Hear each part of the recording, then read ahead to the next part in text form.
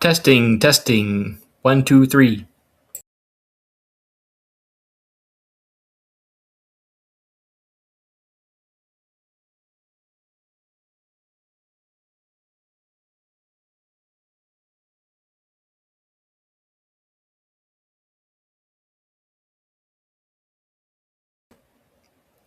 Testing, testing.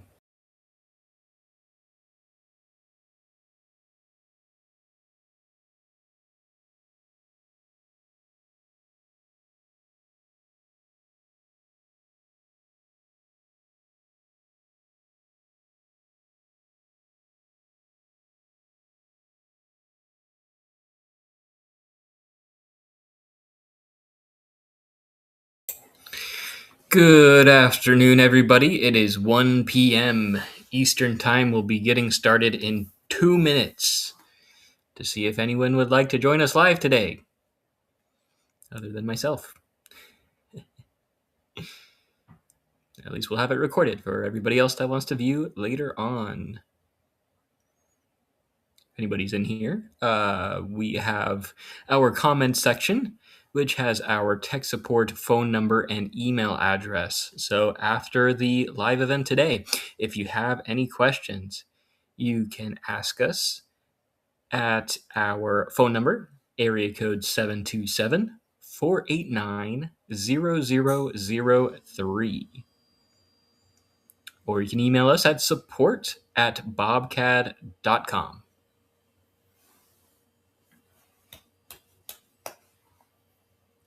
Strange, it says 0 people, but I was logged in for a while there. Still didn't say 1 person. If you guys want to let me know, you can hear my audio and view the loading page.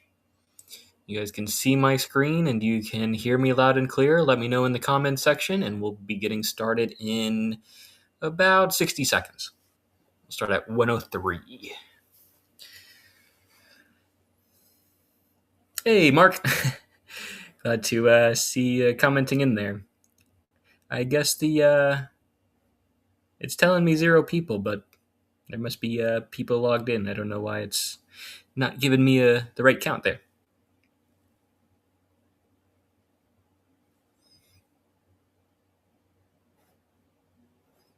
Awesome. Thank you, Eric, for letting me know. You guys can see and hear me as well. We'll be getting started in about 30 seconds, going over 4-axis Pro today, 4-axis milling in the Pro package.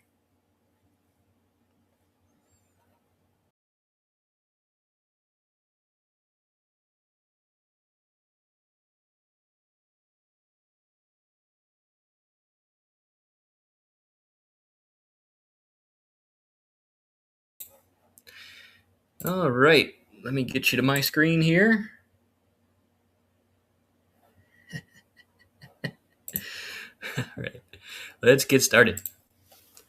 Hey, everybody. My name is Eric with Bobcad Cam. I am the demo tech with Bobcad. I do the demonstrations of the software program for any customers. Maybe if you want to upgrade to 5-axis or any other milling package or anything involved in the software program, or looking at the upgrade once we get to version 39 here in a few months.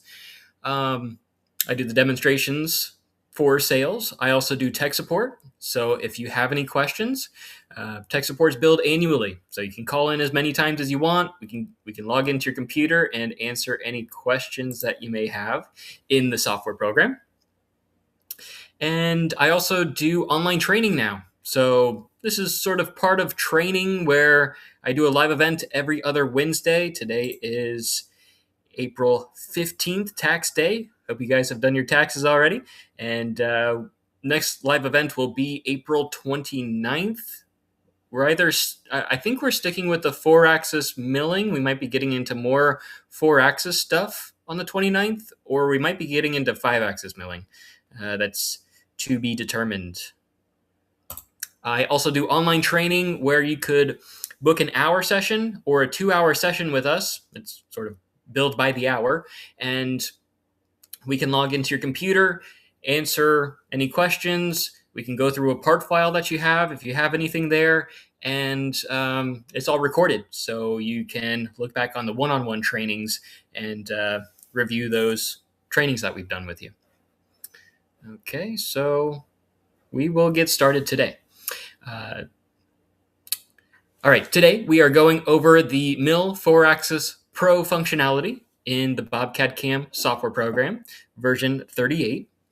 And where we left off last time was going over the differences between Mill 4-Axis Standard and Mill 4-Axis Pro.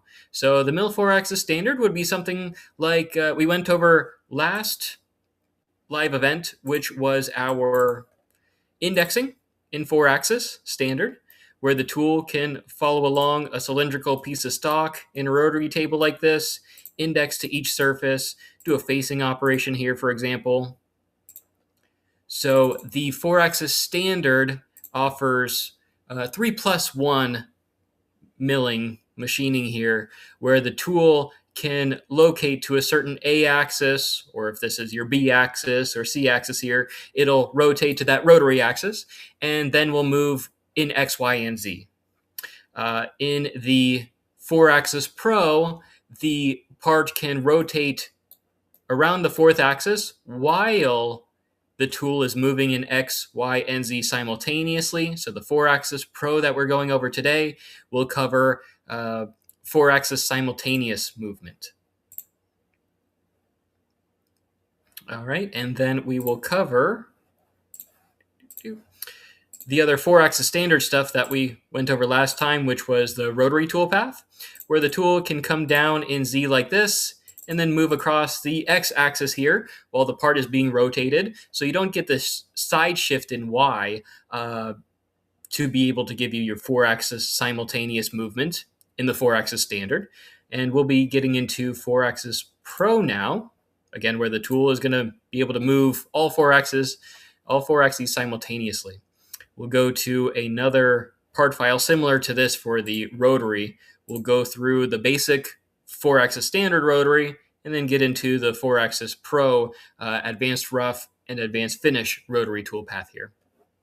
So we have this part file right here. We look at it like that, look at it from a top view, where the tool is going to have to sort of step over in a certain manner as it follows along these sort of groove areas. This can be helpful for the 4-axis simultaneous movement, can be helpful for like augers, things like that. And also like if you think of like doing a camshaft, the tool can stay normal to the surface of the cam lobe as it goes across here. But for this one, sort of more like an auger shape, I guess you could say. And we'll go through the basic programming. In my milling job here, we'll be going over indexing on the top and indexing on the bottom here. And we can do a 3-axis toolpath on both sides and sort of overlap in the middle there so that we can sort of mill the top and then mill the bottom. Obviously, that wouldn't give us a great surface finish, so we're getting into more of the 4-axis rotary for this one later on. Ooh, that's a good one. Yeah, Mark says would like to see using a barrel tool in 4-axis. We can get into that. Don't necessarily have a part file for that, but we'll take a look at trying to program for that later on. Okay, let's get into what do we have first? Well, we'll get through creating a milling job. So we go to the top, go to CAM, start a new job. We have milling, and we select our machine. I'm just going to use the Bobcat BC4X mill. That one automatically has an A-axis rotation. I go to my stock wizard, where I can select my workpiece, and then click OK. Then I can define my stock. It starts with this rectangular bar shape. I want more of a cylindrical shape, so I'm going to change it from stock type from rectangle to cylinder. And then we can hit calculate stock. It's going to create the cylinder around the part, extruding in the Z axis here. I want the extrusion direction to be in the X axis. And then I hit calculate stock again to create the cylinder around my part file. Then I go to my next page, and I've got my machine set up right dead in the center of the stock here. So I'm just going to leave that alone. as my G54 work offset location, and then click OK. All right, next, what we did in that previous milling job is I did an index on the top, index on the bottom, and did a 3-axis toolpath if we wanted to do it that way. If I have to, if I don't have that sort of continuous movement, I need to index on both sides, I can right-click on Machine Setup 1, go to Additional Functions, and go to Add Index. Now, the top one I've already got on the top here, so let's just program that one, and then I'll index it 180 degrees from there. So I'll right-click on Machine Setup 1, go to Mill 3-axis, select my geometry as the solid model there, and I'm not using a boundary. I'm going to mill out as much as I can here. Click OK. Go to my next page. Top of feature is on top of the part there. Next page is my operations here in 3-axis. I'm going to delete the current operations and add an advanced rough here. Then I go to my next page for posting, G54. Next page, multi-axis post. We really don't change anything in here. This is for our posting department to make any changes that we need in here for certain limits to the machine and things like that. Then we get to our tool page. I'm going to use, I don't know, let's go with a 1/2-inch flat end mill to rough things out, I suppose. Down at the bottom, set our spindle RPM and cutting feed rate. We have our different cut patterns, our depth of cut, step over amounts, and down here towards the bottom, we have our depth options. So I'm going to be able to set how far down I want to do my 3-axis toolpath here. Under depth options, I can select user defined. I can set my top of job and my bottom of job. Top of job, I just want to start from the top of the stock, so I'm not going to set anything there. Bottom of job, if I know the depth I want to go down to, I can type that number in. I usually just click pick so that I can pick a certain point, like, let's see, if I look at it from the side here. Yeah, that would work like that.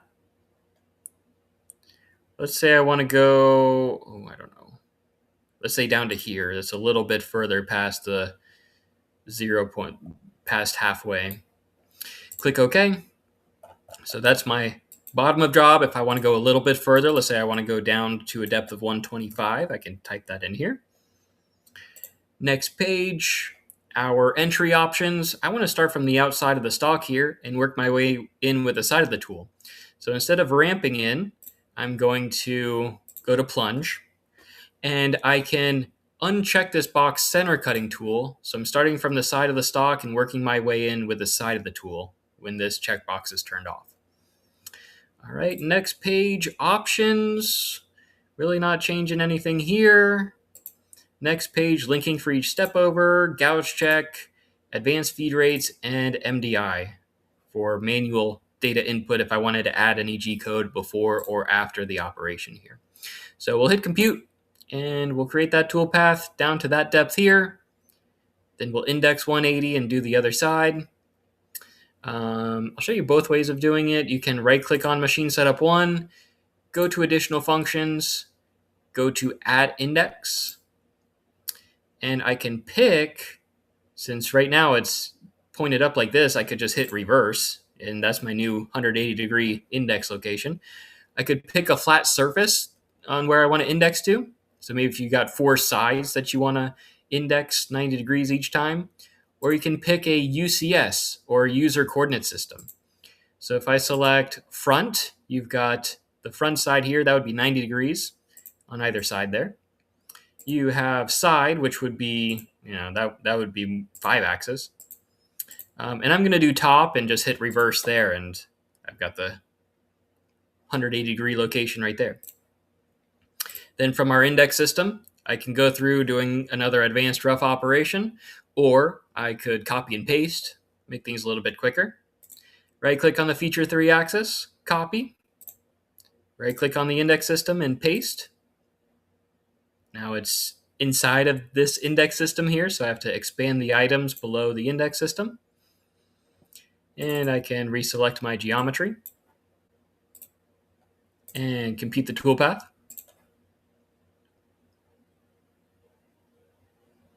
And it's easy as creating that index and creating that toolpath 180 degrees from where I had it there. I should be able to make a toolpath pattern also. I think I did this in the last 4-axis live event here, but let's take a look at it also. If I've just got the first milling operation here, I can right click on a feature and I can go to add toolpath pattern. It's about halfway down here. And we can make an array of the toolpath to sort of nest a bunch of shapes in here. I can translate the toolpath over. I'm going to rotate the toolpath, click next. I'm making one copy from the original and I'm rotating it 180 degrees. It's going to be the 3D option because the 2D option would be if I rotated it in 2D like this in an X and Y plane. So I'm going to change that. Go here, double click on the rotate toolpath pattern 3D option and click OK. And there you go. If it's not perfect for you with the toolpath pattern rotate option in 3D, you can pick a rotation axis. So you can pick a start point and an end point for your rotation axis going through the center line of rotation. So if you plot a point right here and plot a point, on the end of the part at the center line of rotation, you can pick that as your. So pick start and pick end here for those 2 points. All right, so it's easy as that, being able to do a 3-axis toolpath on one side and then on the other side. Then we'll get into, I'll get rid of this index for now, and we'll go through the rotary toolpaths in the standard and then in the pro functionality. For a second here, let's take a look at our simulation on this one. So I click Start Simulation up at the top.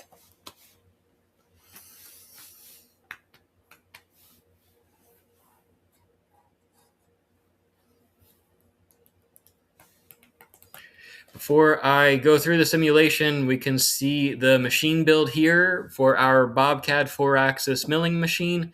If you don't see it, you can drop this down. Instead of workpiece stock, instead of tool, you can select machine, and it will show you the machine build here. We can see that the stock is inside of the rotary table here. So I could move it out for my simulation here. I want to see the length of the stock first. So I'm going to right-click anywhere in the CAD workspace. I'm going to go to Entity Summary to see the length is about 21.5 inches. So I right-click on Machine Setup 1, go to Edit, and down at the very bottom here, there's this Work Offset XYZ option. So I need to shift it in -X, so it's over here. In my simulation, I'm going to type in -22. Let's go -25. So this work offset XYZ numbers here at the very bottom where it says X, Y, and Z, these numbers will shift the stock in our simulation. It doesn't change anything in the G code. It only changes simulation. And from here, we see the stock shifted out. And I can hit run. And there's our 3-axis toolpath.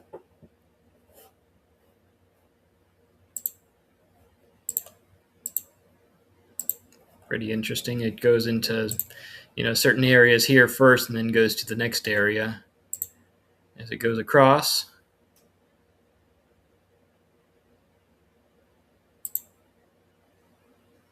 And then after that, you can see the progress bar down at the bottom here. All of this blue right here is the first operation. Once it gets to this tick mark, where my cursor is moving around here, it will be at the next operation. So that's a good way of seeing, if you got a bunch of tick marks down at the bottom, that's showing you where each operation ends. So if I fast forward to this location here, then I'll slow it down so that we see the 180-degree indexing to rough it out from there.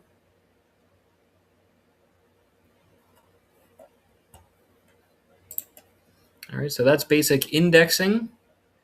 3-axis toolpath with indexing and sort of an overlap so that we can get through both sides there and then come back with a finish operation there.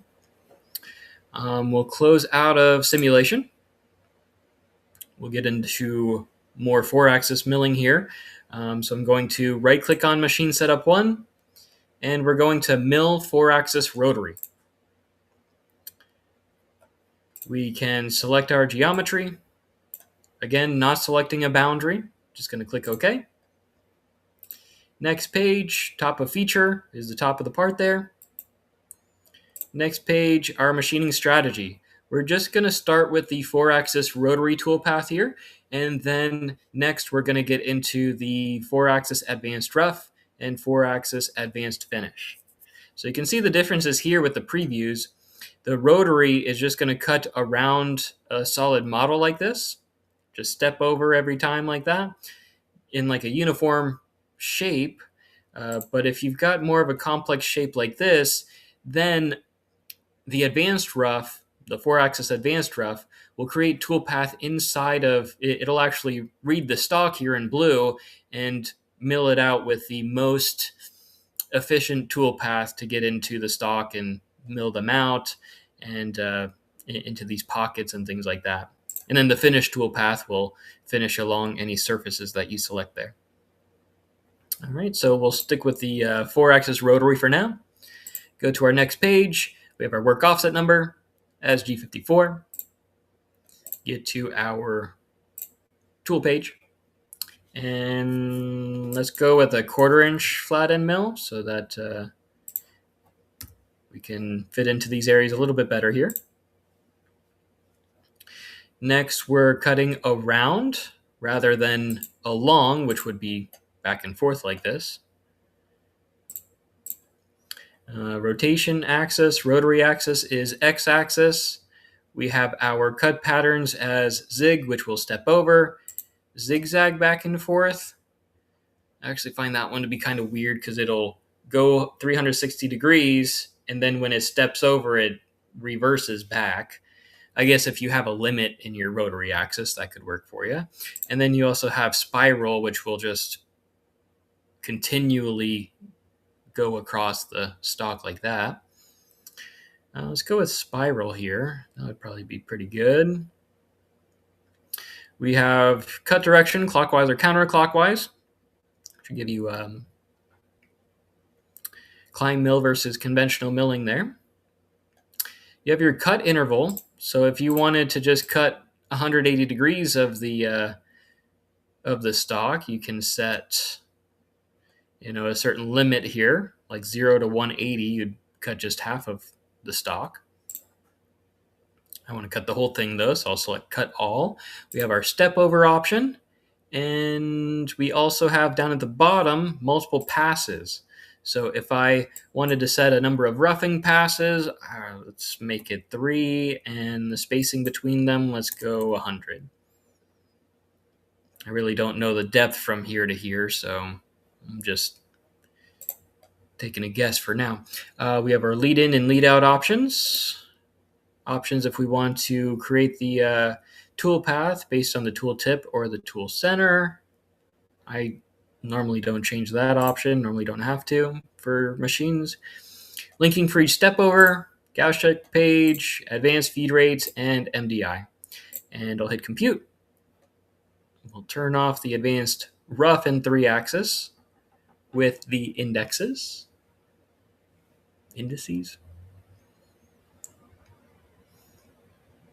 The indexed operations here.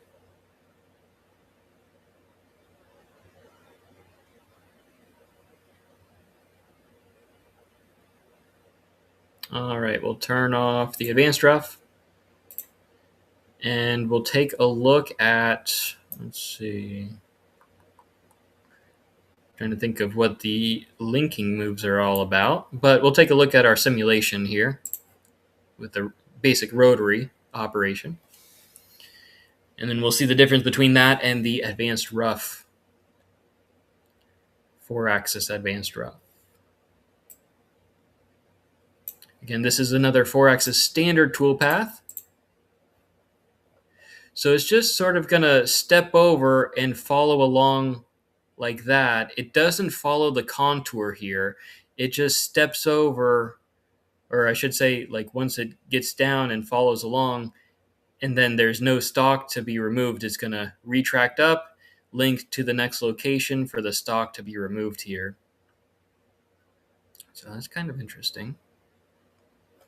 What it's doing now is the tool retracted up, and the stock is rewinding itself. If I go here in simulation, down at the bottom right corner, we go to axis control.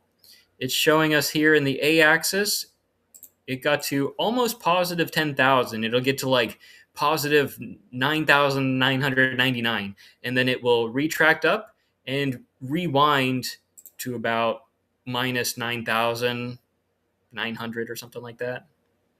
Yep, like minus 9,999, and then come back down and start going in the positive A direction again. So the Bobcat 4-axis mill has a limit of plus or minus 10,000 degrees for the rotary axis limit. And I can show you where, if you want to change that or any other limits to the machine, you can change that rotary axis limit if you need to for the Bobcat machine or any others.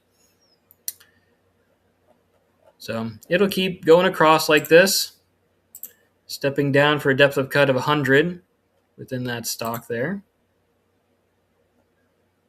It's looking good. Oh, actually, it goes across. That was the first depth of cut of 100, then another 100, and now another 100 for the 3 roughing passes there. Interesting. Okay, I can turn off the toolpath and then take a look at. See, I mean, it's decent for a roughing operation, but it's not very efficient because it doesn't follow the contours of the path here, because you don't get your X, Y, and Z movement to be able to follow along the contours while the part's being rotated here. So we'll close out of simulation, and we'll do our 4-axis rotary advanced rough. So I'll right-click on Machine Setup 1. I'll go to Mill 4-axis rotary, select my geometry as the solid model here, and click OK. Next page, top of feature.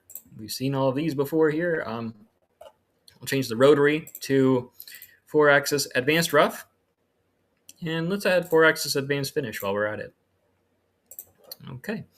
And we've seen all these pages before. Our work offset for G54, multi-axis posting. We get to our tool. Let's leave it as a 1/4-inch flat end mill for roughing. Here's where we have our difference in the advanced rough options under cut patterns. We have the offset option for our cut pattern. So it's just going to offset inside of, you can see like this area is going to follow along that contour around, and then it's going to offset from there, stepping over each time. Now, if I change it from offset to offset and spiral, it's going to spiral around this area. Save you time, just, the stock will spiral around, it'll step over until it gets to here, and then it's going to create its offset pattern in those areas. Rotary axis is X. We have conical machining too. So if you've got a, if it's a cone shape, if it's like a tapering shape there, you can set the taper angle here. Let's see, next, we've got our depth of cut. We'll leave it as 100. And then we also have force floor cuts. So when it gets down to the bottom here, if the depth from here to here, let's say if the depth here is 125, for example, it'll do the first depth of cut at 100 here. And then if we have this checkbox turned on, force floor cuts, it'll do an extra depth of cut of 125. I don't have to compute the numbers here or do another feature. It'll just do that extra pass down at the bottom for the floors. That's pretty convenient. What else do we have? We have our step over option here. That's fine, 100. That's what I had before. Limits. So we have that axial radial limit was what we had before, and then axial limit as well. You can set where you want to start and where you want to end the tool path along the cylinder here. You've got that option in the standard as well. Allowance, so we're leaving 15 thou along the side walls and the floors for a finish pass to clean up. If you wanted to machine the floors with this, you could always change, let's see, the allowance. You should be able to have like a side and bottom allowance here that you can change here. Advanced number of intermediate steps. Oh, this would be if you wanted to do even more of a depth of cut. I got into this in the 3-axis advanced rough in a previous video, but we can take a look at that also if we want to get into that topic a little later. Plunge or ramp down into the stock. Linking for each step over, MDI. Then we get to our finish pass. Let's go with like an 1/8 inch ball end mill.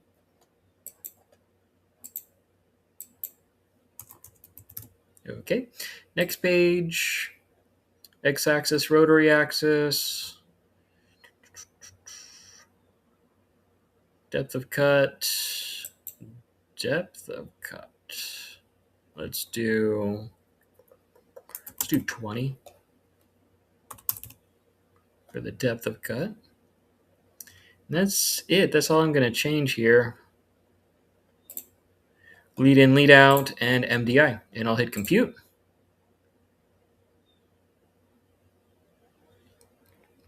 We'll take a look at the toolpath in simulation, and then I'll explain intermediate steps, what that does. That's in 3-axis advanced rough and also 4-axis advanced rough.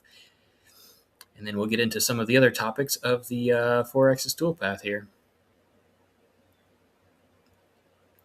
While this is loading, let me know if you have any questions, comments, concerns of what we've gone over so far in the live event.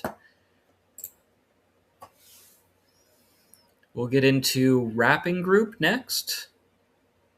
Now, wrapping group is in 4-axis standard, but I'll show you some other options in the 4-axis Pro toolpath with that.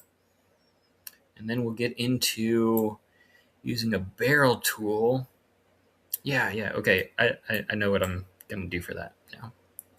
All right, simulation. Advanced rough in 4-axis.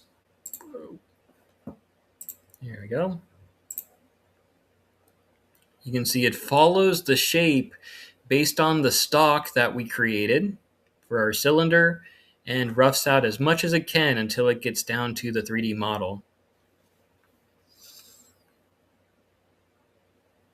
Very efficient toolpath. You're not following along the surfaces that have already been machined on the OD of this part. And so there's basically our roughing operation is finished. You can see the progress bar down at the bottom. We're almost at our finish operation. And here we are at the finish operation. And it's just going to follow along those surfaces that haven't been finished up yet. Now, I'm going to pause it here. And you can see the beginning of the toolpath here. And you can see how much material is right here for our step over of 20 and depth of cut of 100 thousandths. It's still a lot of material for this tiny little 1/8 inch ball end mill to follow and finish all of this up. So to get a lot less material here remaining, I can close out of simulation and I can remove a lot of that material in the advanced rough. Under patterns and down at the bottom is our number of intermediate steps. I'm going to type in 3 here, and I'm going to leave detect stock thicker than 0. So it's going to detect any extra material and do this number of intermediate steps of 3. And I'll explain what that is when we look at our simulation. A lot easier to explain it while we're looking at it here. It's computing the toolpath, and basically with the intermediate steps, it's going to do all of the toolpath that it did before, Plus, when it gets down to the bottom floors here, it's going to come back up with 3 additional passes in between each of those stair steps. So if I have a depth of cut of 100, it's going to do 25, right? It'll do 25, 25, and 25 for those 3 intermediate steps. And we will take a look at that once this computes.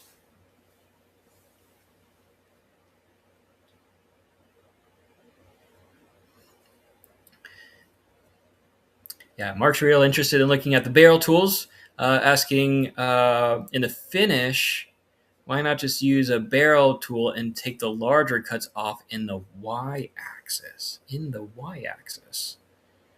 So you can come in this way with the y-axis. You could do that. You could definitely do that. Yeah, absolutely. I'm showing the number of intermediate steps first, and then let's take a look at barrel tools next.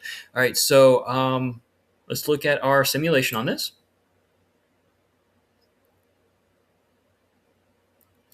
And I will skip ahead a little bit. Instead of skipping the whole operation up at the top, you can click next op. I want to get about halfway in. So I'm going to go down to the slider bar for the progress bar here. Let's go about halfway into the operation. And then I can play it from there. Oh, I think we're already at that step. So let me restart it and maybe go that much. Okay. So there's our first depth of cut of 100. Getting to the second depth of cut here.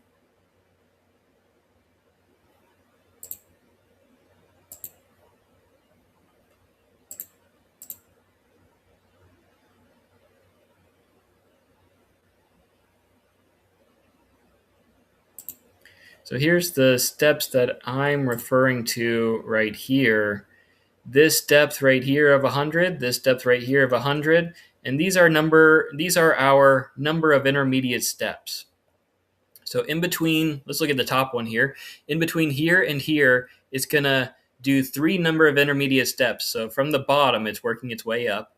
And from here, it's going to go up 1/8 of an inch, cut into it. And then it's going to go up 1/8 of an inch. I'm sorry, 1/4 of an inch, because I've got what am I talking about? It's 100 thou depth of cut from here to here. So it will be 25 thou from here to here and cut in, go up to the 50 thou mark here and cut in, and then 25 thou and cut in. So that's what these stair steps are, roughing as much as it can with a number of intermediate steps.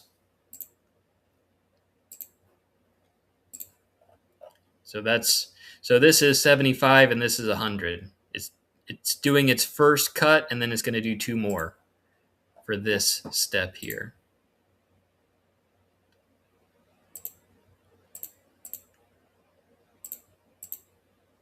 And here we are with the first one on the OD. So this is at a depth of 75, then it'll come up to a depth of 50, then it'll come up to a depth of 25 from the OD.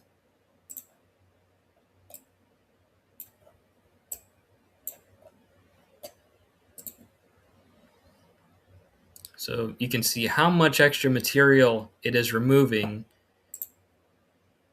And then we get to the finish tool,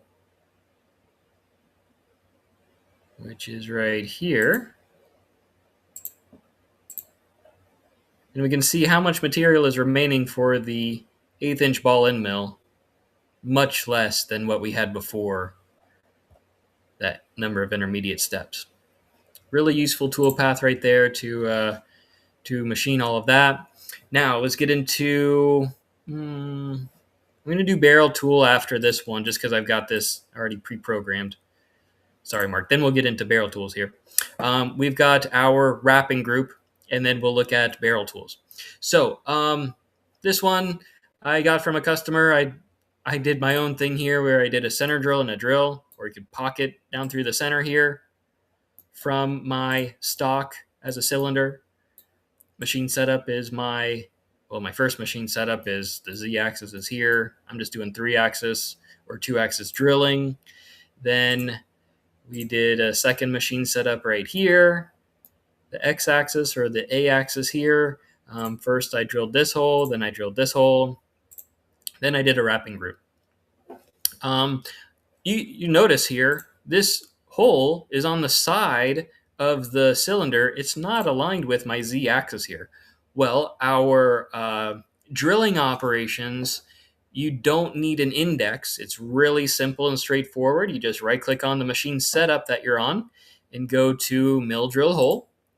And when you're selecting your geometry, you can change from a standard drill, which has to align with the z-axis, and change it to cross drill and select your rotary axis or rotation axis here. And so when you select the geometry, it understands, okay, got to index 90 degrees and drill this hole from here. And it picks up that sort of toolpath really, really easily.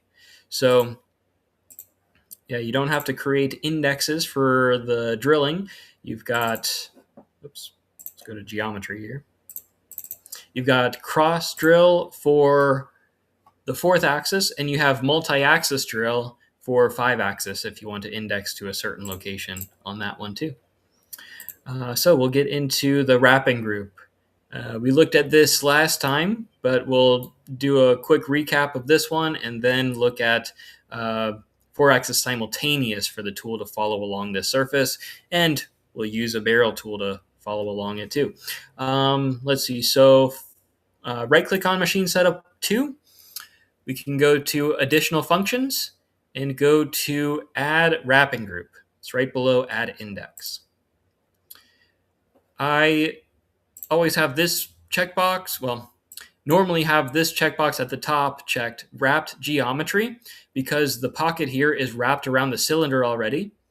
If I had a flat 2D logo or design or something, or text I want to wrap around here, then I would turn this checkbox off if it's 2D geometry I'm selecting here, if it's not wrapped around the cylinder yet. Next, show toolpath as wrapped. I always have this checkbox turned on so I see the toolpath inside of the pocket here. I normally just click on this button a second time, use stock diameter to double check, make sure I'm wrapping around the cylinder of the OD here. It's really from my top of feature. So if the pocket is down into the part, then I would just measure the diameter of where I'm starting from and type that in here.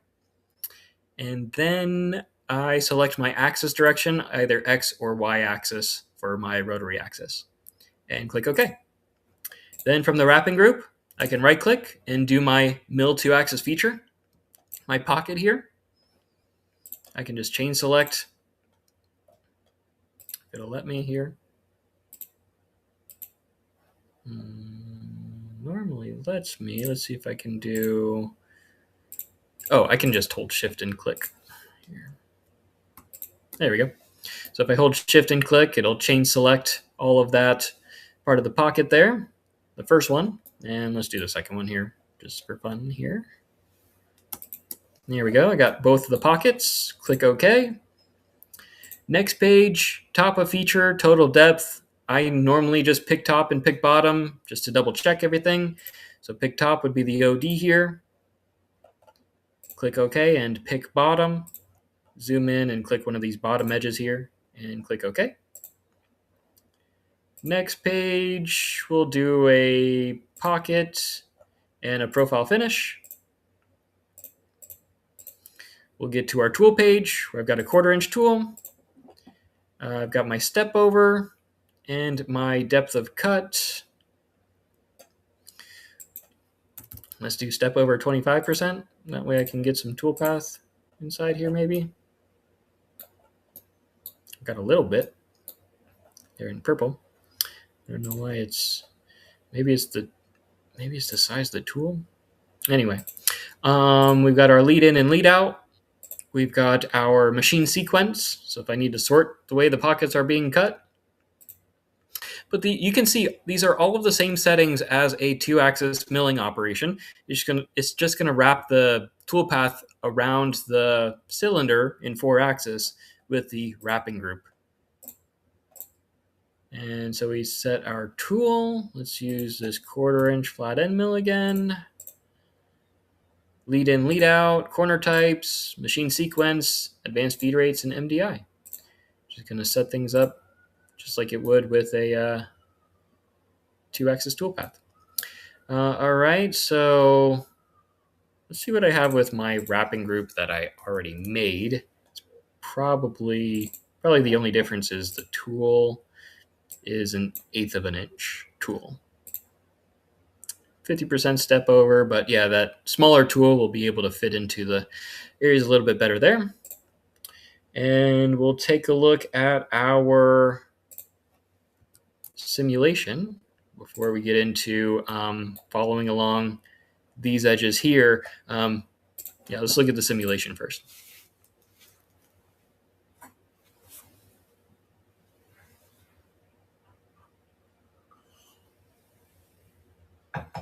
Okay, so we're looking at the machine. We're looking at also the NC mode up here at the top will show us how many lines of code it will take, about 6,000 lines of code. If I change it here up at the top left from NC mode to length mode, it'll tell us the tool travel is about 284 inches. And time mode says it will take about 20.5 minutes to do the center drill here. It'll do the drill operation as if I'm like holding it up and down like this on the table first. And then drilling the holes. And then here's the pocket and profile finish along the around the pockets around the cylinder. So I'm using an 1/8-inch tool, step over 50%, depth of cut is something like 100. So again, just a basic 2-axis pocket and 2-axis profile, and with a wrapping group, it wraps it around to give you the A-axis rotation there. It looks like it's going to do the pocket operation all the way down in the first pocket first, then does the second pocket here, and then the profile finish.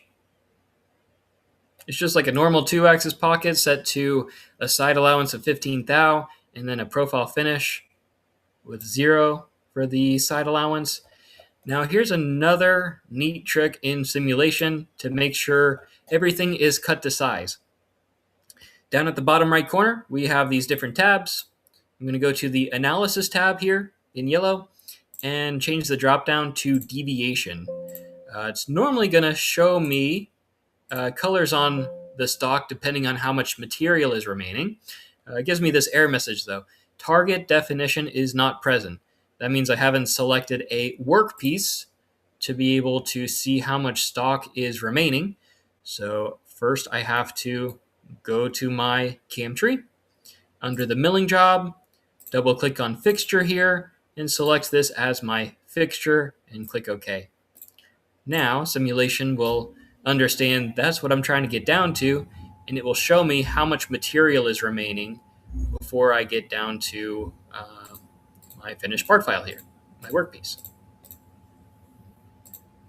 So we'll skip through the operations there, go to deviation. What is going on? Why does it not have the tangent? That's the tangent definition is not present. I have that for fixture, right? Oh, fixture for this one too. There's a fixture under every machine setup. Wow. That is a tricky one.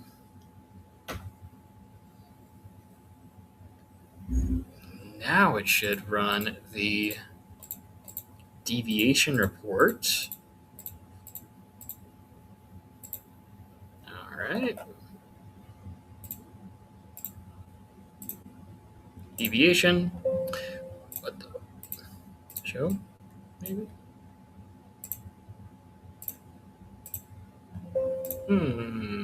I'm not sure. That that doesn't help anything. But another option I can do is I can turn on fixture. So up at the top of simulation, the drop down, I can click show for fixture. And the stock I normally have set to transparent, so I can zoom in, turn off the toolpath, and I can see here in blue, this stock is remaining along the side walls, because if you look at it from the side here, if you look at it from the side here, you can imagine when the tool is coming down along the side walls, without that y-axis movement, it's just going to cut straight down like this. I wouldn't really call it a tapered wall, really, right? But it would be like the tool has to offset in y so that it moves x, y, and z to follow along this area here. And so that's going to get into the 4-axis Pro toolpath to follow along any sidewalls here.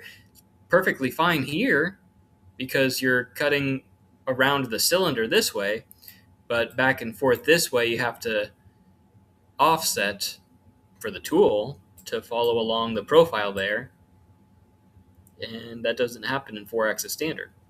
So we'll close out of simulation, and we'll take a look at, we could use a flat end mill, I suppose. We could use a barrel tool here, right, Mark? But we'll also, maybe we'll take a look at barrel tool in the rotary toolpath.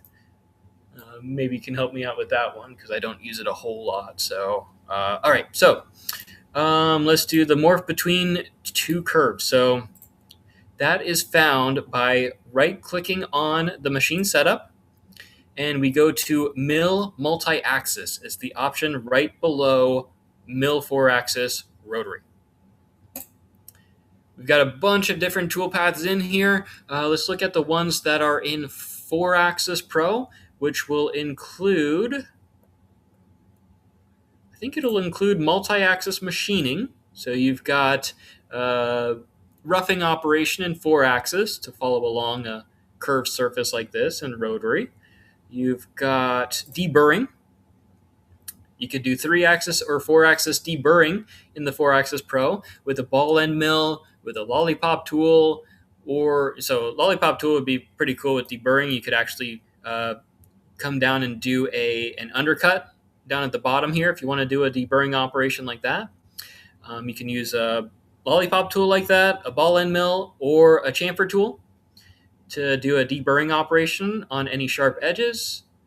You have turn milling. I don't use this a whole lot, but maybe if you don't have a lathe, you want to turn down the stock with a milling tool, you can do that here. Set a step over and things like that.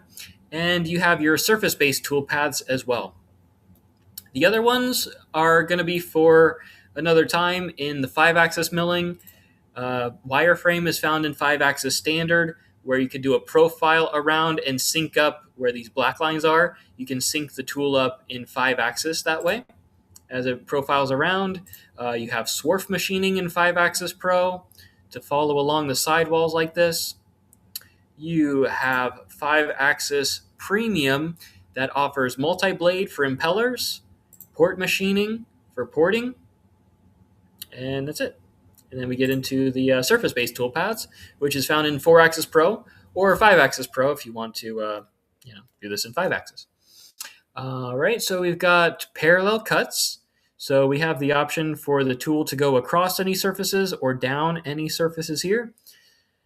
Cuts along curve, where you select a surface, and then this orange here is your lead curve. The tool path will go perpendicular across the surface based on the lead curve you selected.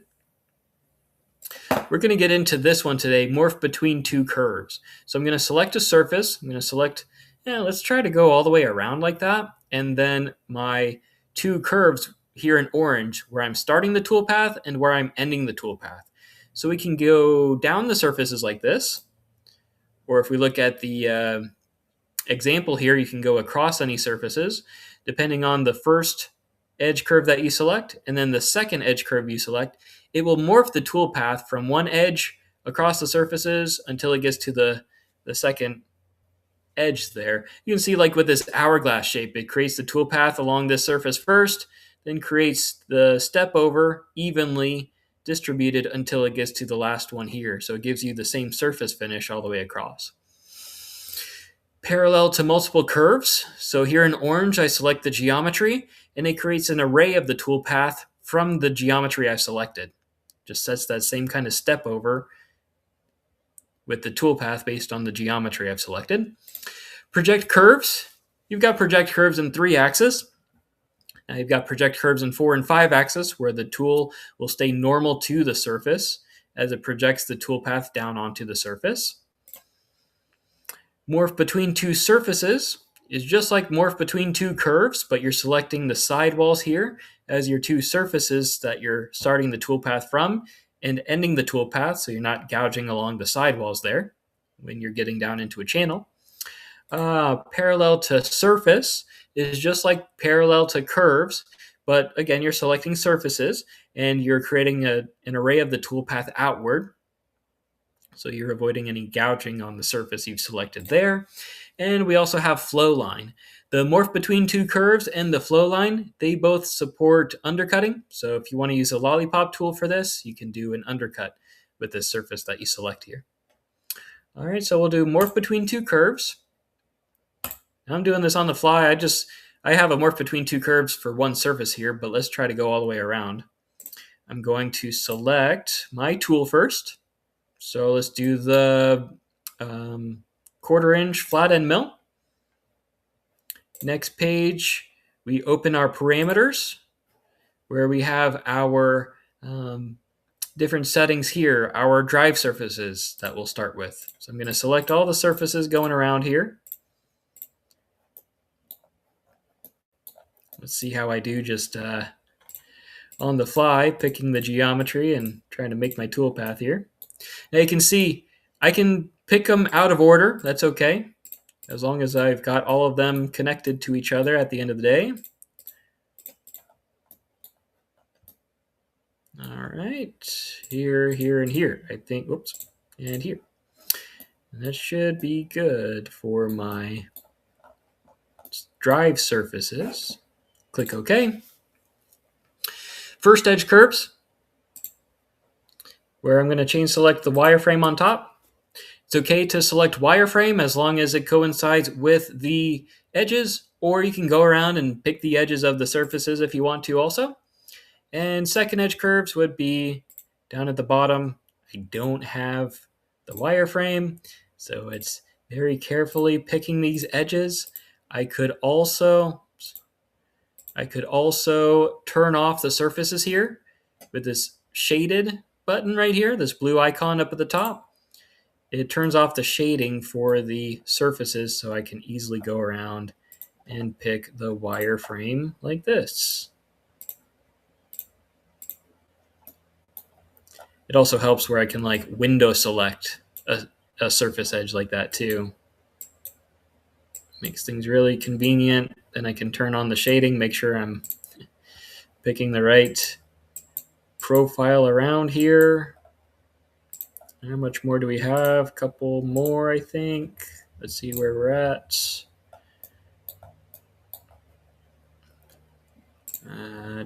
Couple more here. Just this one, this one, this one, and this one. And then click OK. Here's another good one too. Like, let's say I've forgotten a couple here, or maybe I've missed one and or maybe like I've missed, like sometimes you'll see like a little tiny surface edge, like little piece right there that I missed. If I look in my selected geometry here, there's a box right below it that shows your start points for each chain. So what I do to double check I've got everything, first I want to make sure I've only got one chain selected. If I've got 2 chains here, like it's showing, I'm going to click on the first one. Here's with the big arrows, it's showing me the chain that's highlighted. And then I'm going to highlight the next one. Here's the other chain. So it's showing me, okay, there's a gap here and a gap here within these arrows that I want to go to my selected geometry and select these edges to finish things up. So those chains that you highlight can be really helpful to be able to see if there's any kind of break in geometry. You can see where it's broken. All right, drive surfaces offset. If you want to leave a side allowance for a finish pass here, you can set a positive number. Going down into the surfaces, you can set a negative number if you want to go a little bit further past. Cutting method, you've got one direction. You can zigzag back and forth, and you've got a spiral option here as well. Let's do one way. One way. Yeah, that works. One way. Step over. So it's going to set the step down of 50 thou here. And you also have this option here, full avoid cuts at exact edges. So if we have it as 50 thou, it's going to step down 50 thou and start here and keep going down. Full start and end at exact surface edges. So it's going to start at the top and then end at the bottom surface right here. Determined by number of cuts. So you can set how many passes you want to do right here. And limit cuts by 1 or 2 points. You could plot a point on the surface for your specific depth, where you're starting and where you're ending to select your points here. Click the 3 dot buttons here to select your start and end points. I'm going to go to full start and end at exact surface edges. So I'm going to try to get down to the very bottom here. That's it for this page for now. We'll go to tool axis control.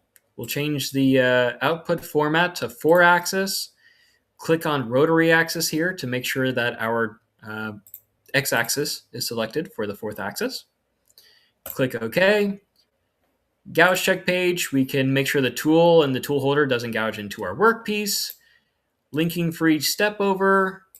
Roughing, we can go, I normally show like depth cuts here and show the number of roughing passes, how far they're going to be spaced out, number of finish passes, how far they're going to be spaced out. So you can do all of your roughing here with your finish pass. And utility for some miscellaneous options like setting your feed rate for certain things here. We'll click OK and hit compute. And let's see what we have for our tool path. That actually looks pretty good. Okay, let's look at the solid. It doesn't look too bad. Oh, look at this. I don't like that. Let's try actually, let's backplot it first to see if I'm doing it correctly. Let's right click on morph between 2 curves down at the bottom, the operation. I can go to backplot, the 5th one down. And look at this. The tool is starting as it's normal to the surface. Obviously, I don't want that. I want to right click on the feature, edit. This is a big one that trips people up when they get started with the multi-axis toolpaths. We open the parameters again. We go to tool axis control. And down here towards the bottom, tilt angle at side of cutting direction.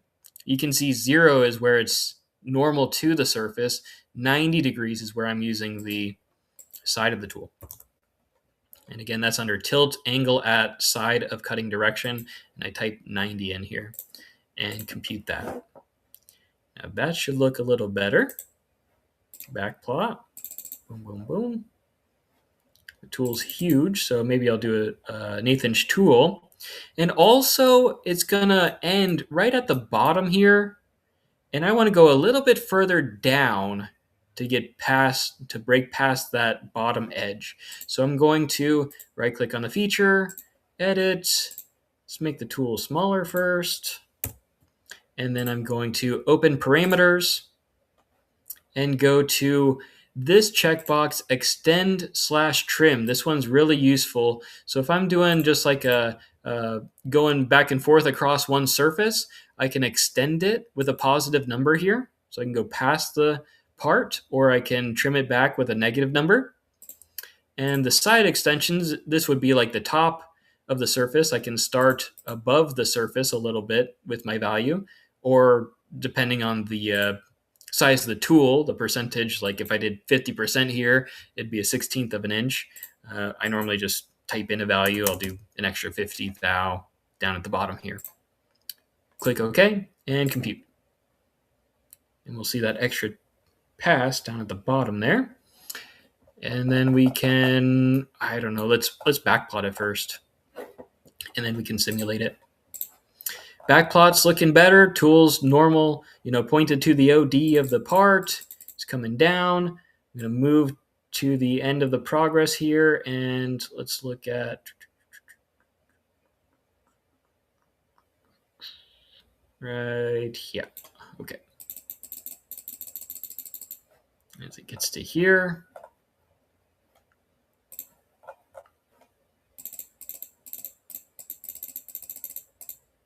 So as it cuts across like that, let's look at it from the side. That works. So you can see the tool is off of the center line of rotation. That's my y-axis. There's my shift in y. And then it's going to come down in z and move across in x. And your a-axis rotation will have it pointed to the sidewall right here. Let's see, how do I... let's make the solid transparent.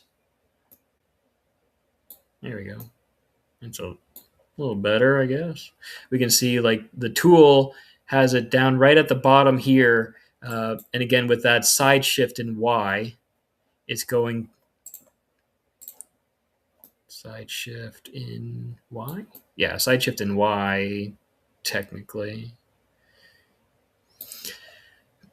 The side shift in Y and the A-axis rotation will make it so that the tool, the bottom of the tool will hit the bottom edge here.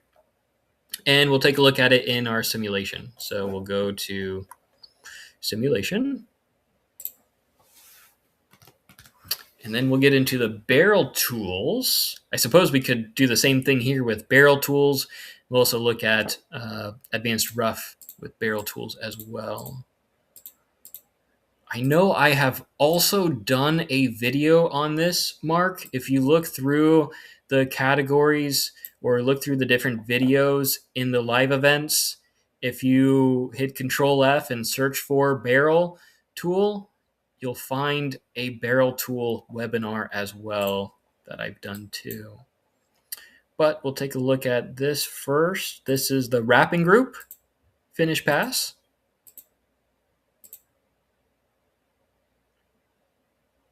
And then here is the morph between two curves. Again, in the Mill 4-Axis Pro, the tool will be able to shift in, well, move in X, Y, and Z, and the A-axis rotation simultaneously to follow along this area here.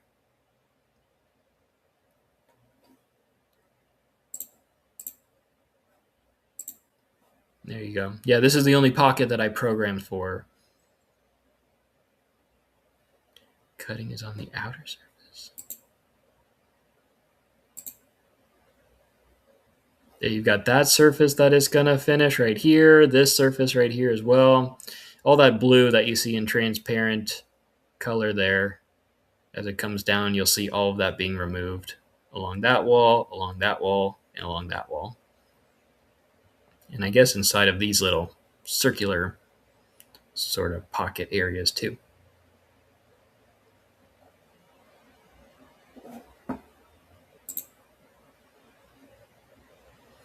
So stepping down 50 thou.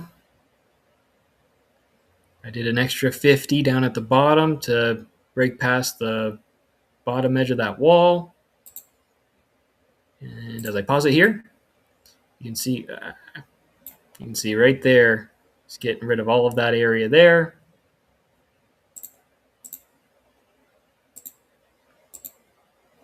And there's the last depth of cut there. That extra 50 right there to make sure that it gets past.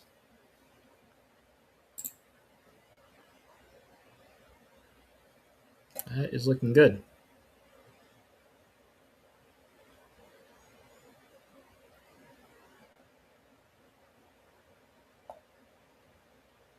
Machine that area, machine this area here.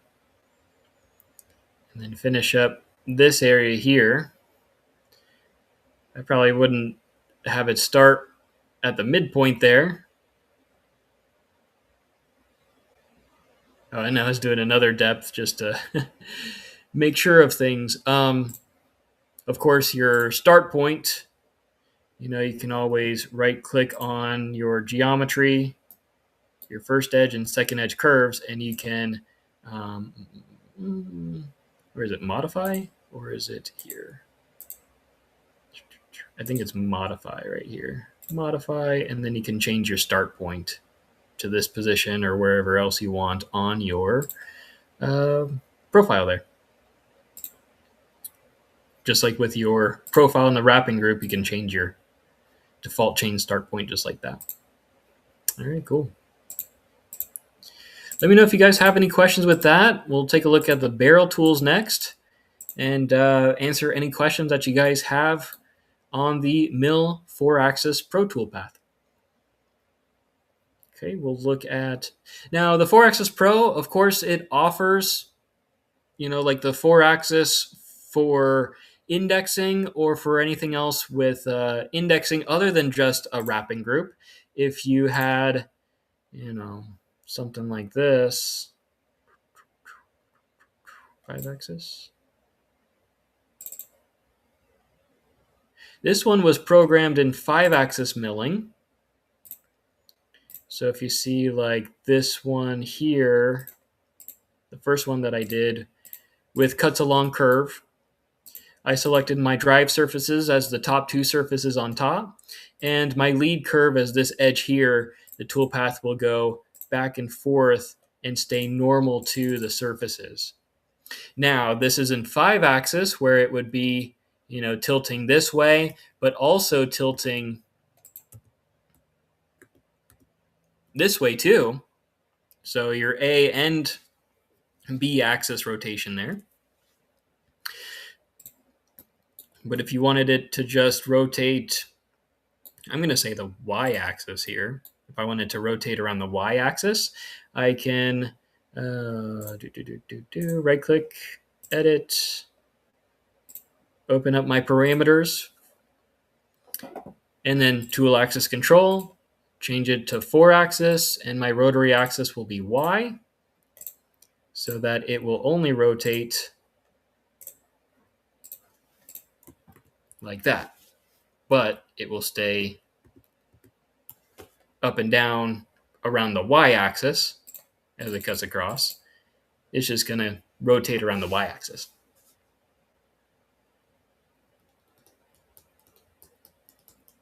So this is also 4-axis Pro. If you have this kind of setup, maybe like the spindle has that sort of rotary axis or that sort of rotation that it can rotate around like that.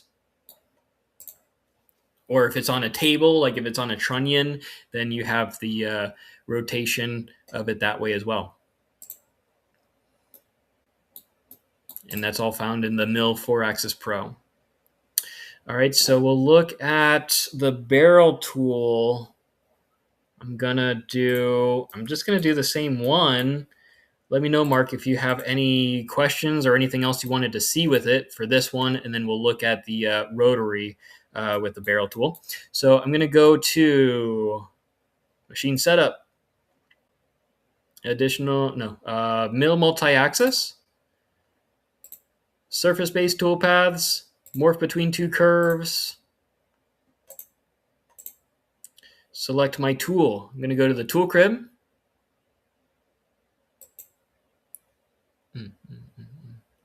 We'll go to the barrel tools.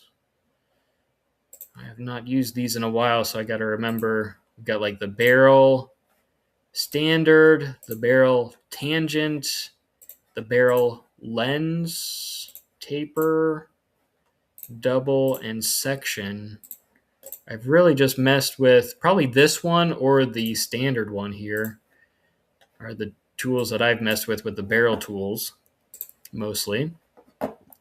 And then, set up our parameters here. Open parameters. first edge curve, I'm going to select this one.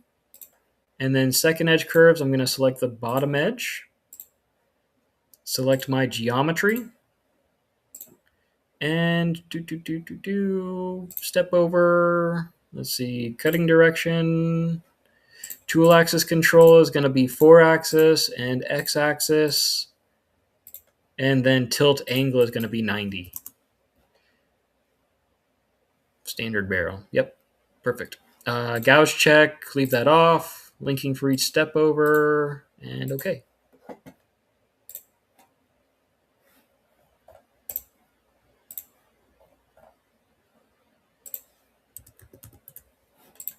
And compute. Oh, that barrel tool is giant.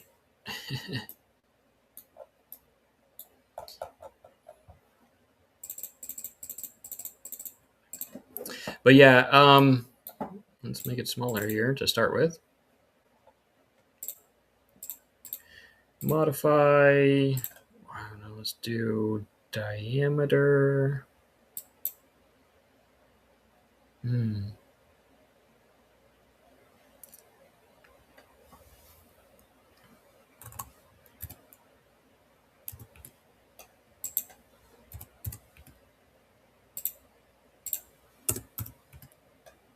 Profile radius.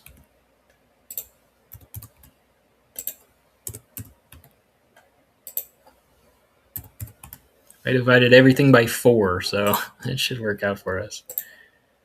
There we go. Check it out. All right, so what I understand with the barrel tools,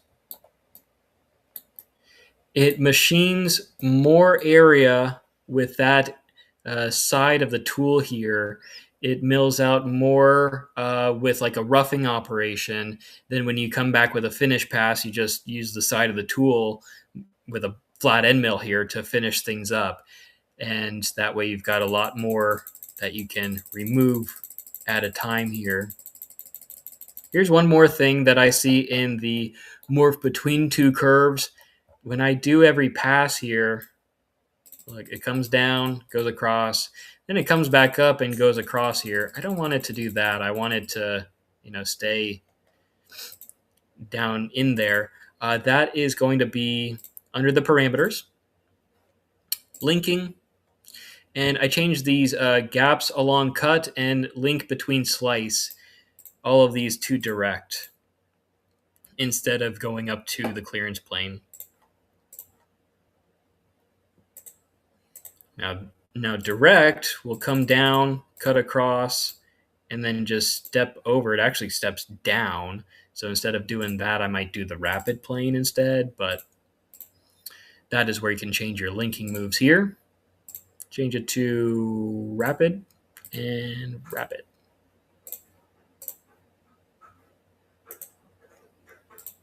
So, oops, comes down, cuts across. Oh, it's rapiding back up there. Ooh. Where's our rapid plane at? Retract to rapid distance. Retract distances, rapid. Let's do 100. 200 is usually what it is, but yeah. There you go. So now it'll just wrap it up to here and come down. Mark says, I want to use the barrel for finish to reduce the fine step over required with a ball end mill. Okay, so instead of, okay, so it's really not with a straight wall, it's more tapered walls, I believe, right, Mark? Is what we use the barrel tool for. I think I have them in 3-axis. Let's see, if I have it, it's not going to be here. It's like this one. Yeah, I really don't see how, what would you use a barrel tool to follow along a tapered wall like this instead of a ball end mill? I really don't see that necessarily, but we have for barrel example. You want to use this one for the barrel example? And we'll do what, rotary? So we'll go here to, let's just go right to the rotary toolpath here with the finish tool. Okay. Oh, we don't have it in advanced rough and advanced finish, do we? No, we don't have it in like the 4-axis rotary. Not by default, at least.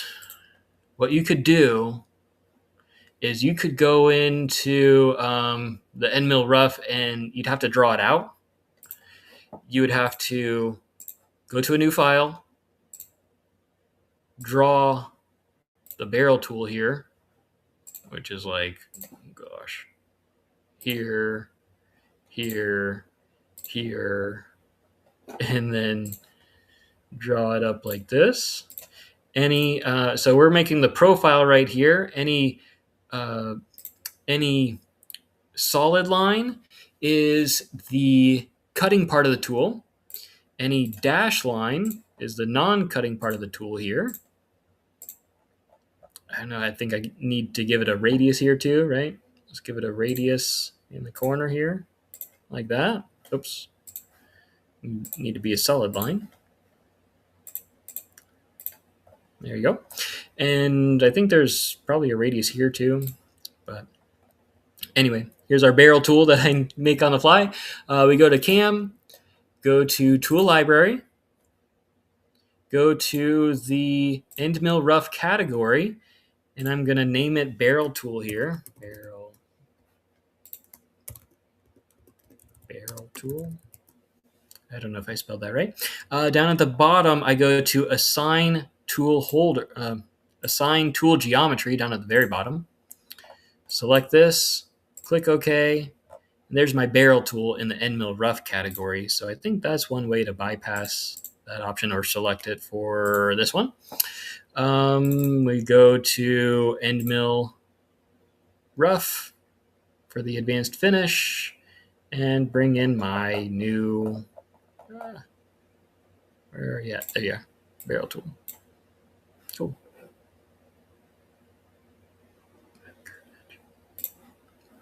And then compute.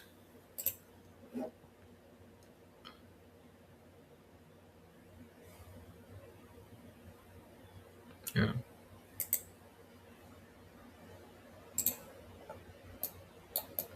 So the tool is huge, but it comes in and then follows along like this.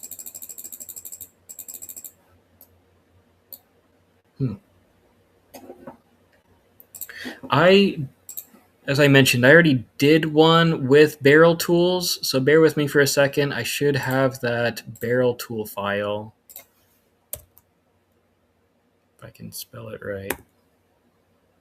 Barrel tool versus ball end mill example. This one's really good. It is 3-axis here, but if you search barrel tool versus ball end mill, there should be a video in the live events where you're on right now that shows this.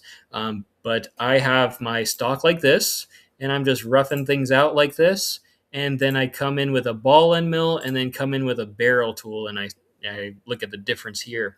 So what did I do? I did an advanced rough in 3-axis. Then I did an advanced Z-level finish with a ball end mill, and then an advanced Z-level finish with this barrel, like you said, the tangent option. It's like a taper tool, but with a curved edge. And we look at the simulation here.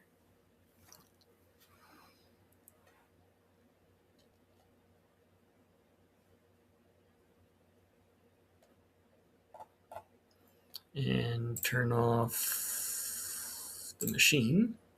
There we go. Turn on the stock. So I did the 3-axis roughing here all the way across. I don't know why I roughed it out like that, but you can see the stair stepping here.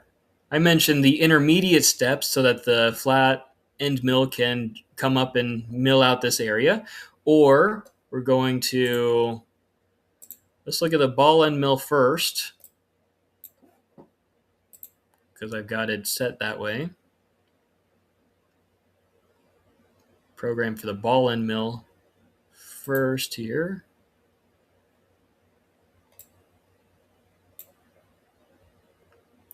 So the ball end mill, you can see this type of shape that it leaves behind.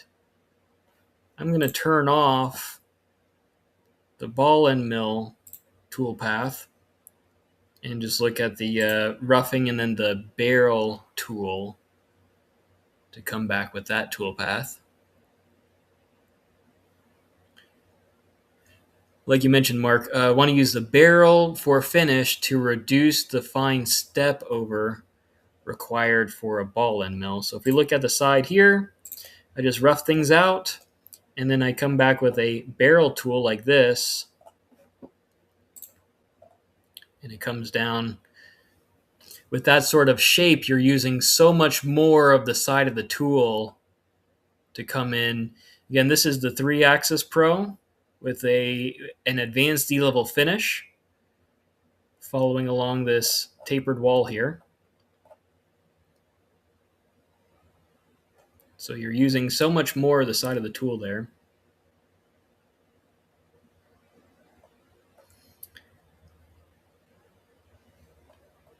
So as you mentioned in the 3-axis demo, that tool works. The challenge in your first rotary part is the final finish with ball end mill is poor. There must be a way to use that tapered barrel tool on the side of the rotary part, meaning offsetting the tool in Y-axis. Okay, let's take a look at that.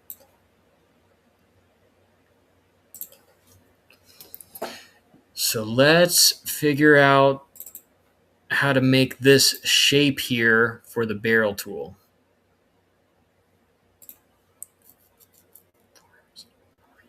Okay. So how do I make this shape here? I mean, that should be simple enough. Let's see, number 2, number 3, profile radius, corner radius. Oh, what was the size of the tool? Let's see, the overall diameter is 3/4. Yeah, but this part here isn't very well. What do I have for a ball end mill? I have 2.5 inches for the diameter. Oh no, that's the barrel tool that I drew up. All right, so I'm using a 1/4 inch, and then I used an 1/8 inch. So let's draw it up again here. I'm gonna go to a new file. My first line here for, let's see, I'm gonna draw it from the top down. So we're gonna start with this coming down. The length is good. The x-axis I want to be an 1/8 inch and an 1/8 inch. There we go. Solid line from there. Coming down, I'll say to here maybe.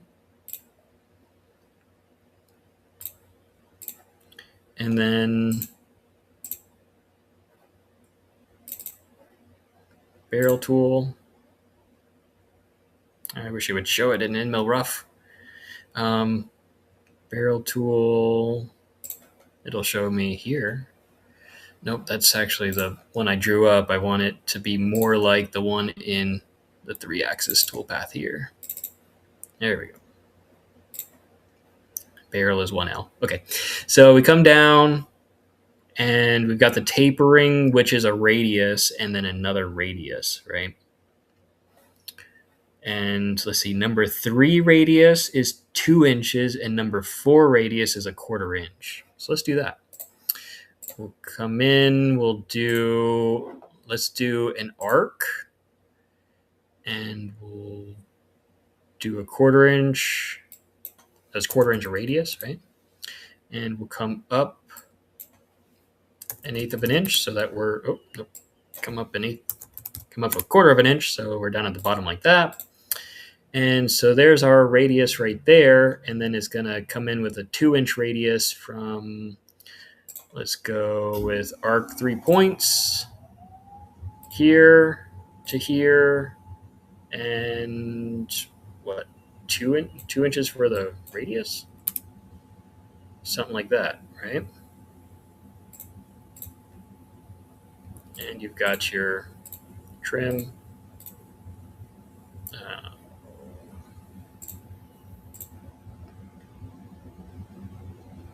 Here, and quick trim, like that. But we want a little more of a radius there, don't we? How's that? A barrel tool. Was that an 1/8 inch barrel tool? No, 3/4 inch barrel tool. Interesting. But the profile's looking good. Corner radius is looking good. How does that transition there, though? I'm thinking maybe because that tool is so large.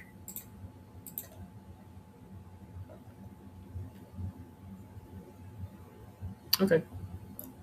Tool's looking good. That corner is okay. I didn't know if there was another radius to blend that or if that's all right. So anyway, we make the tool like that. We go to CAM, tool library.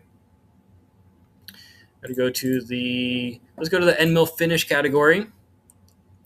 And I'll name it barrel tool, 1L. I'm not going to use the bottom, so it's okay. All right, so barrel tool, down at the bottom, assign tool geometry. Now, I'm not sure why the barrel tools aren't part of the advanced rough and advanced finish in 4-axis pro and rotary advanced rough and rotary advanced finish, but this is one way to get around that for now. I'll have to talk with our development team, see why it's not set up that way.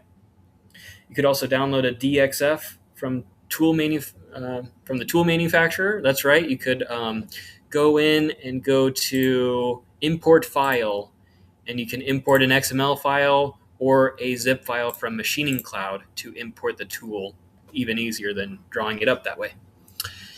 All right, so we got our barrel tool. Click OK. We've got, let's see, this part here. Now this is the first part file you were talking about, right? Or are we talking about the other the other rotary? Let me know. We'll go to just go right to the finish category here. Barrel tool, and select the right barrel tool with the right spelling. Barrel tool. Bring that into my tool crib. Click OK. And what else do we have? We've got cut pattern, depth of cut. Where are we looking at? 20.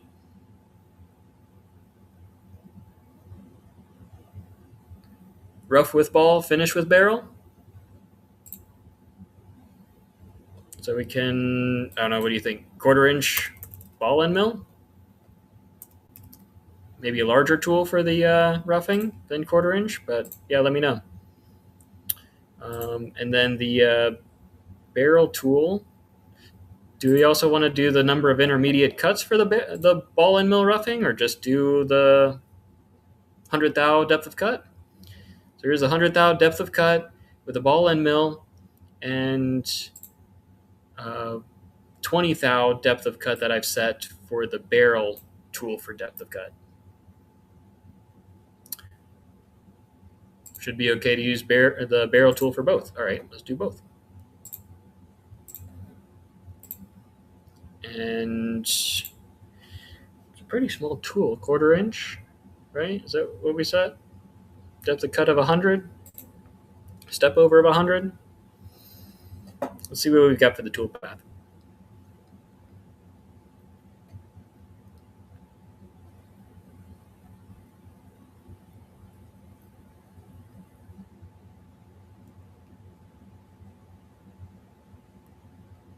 And what I like about the advanced rough also is turning off the boundary and turning off center cutting tool, so we can start from the outside, so we're not plunging the barrel tool down into it. We're going to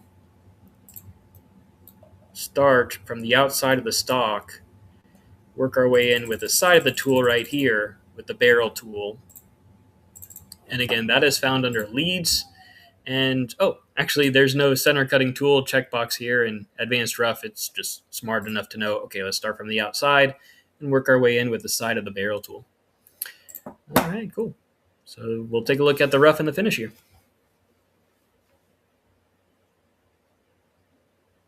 So that's the only difficulty that I see at the moment with the barrel tool for rotary, 4-axis rotary, advanced rough, and 4-axis rotary, advanced finish is actually designing the tool like this in the end mill rough or the end mill finish category.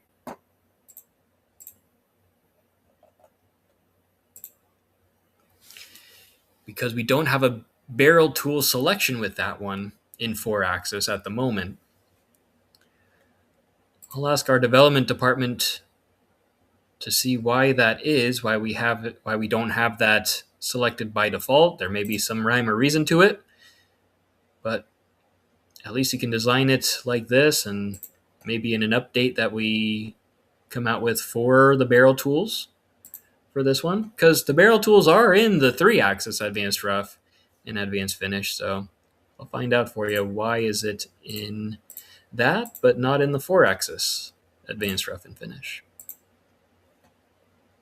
But that's why I love doing these live events. We get feedback in real time from you guys, seeing what you guys use the 4-axis toolpath for, and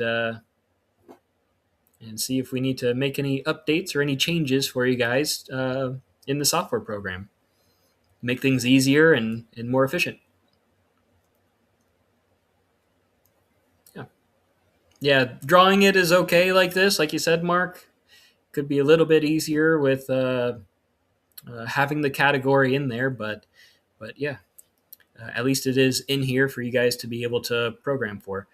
But as you mentioned, you're using the barrel tool to rough things out. It roughs out a little bit more with the that side profile of the barrel tool.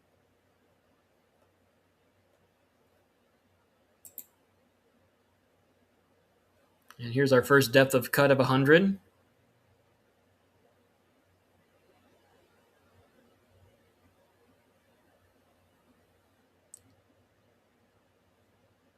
Oh, gotcha. Yeah. So we do have a side shift option. So that's a good point. And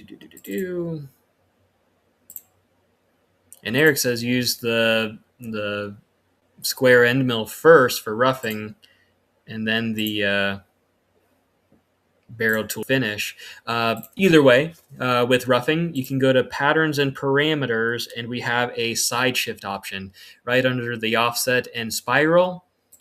Side shift, if you want to shift over to the side, we're using a 1/4 inch. I don't know, let's shift over like 50 or 100 maybe, something like that.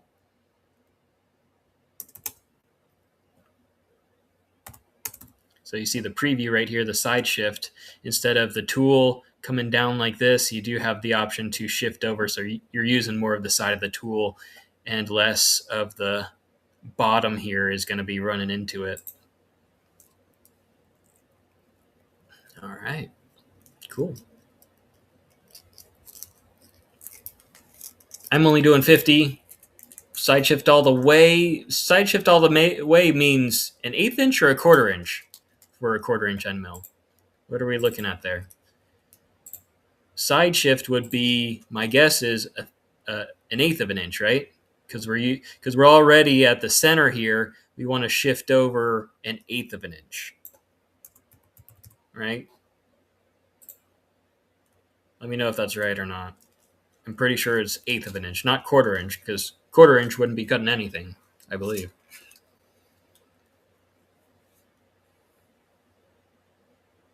I mean, it would eventually, but I think an 1/8 of an inch is the right number there. But let me know. We can take a look at the simulation there.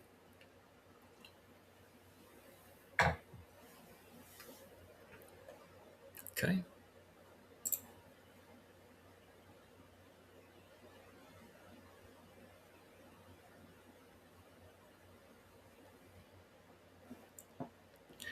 I wish you guys could see your comments. I think you can Let me know if you can see your own comments there of other users, because I'm getting mixed messages there. Eric's saying barrel not good for bottom cutting, no chip clearance.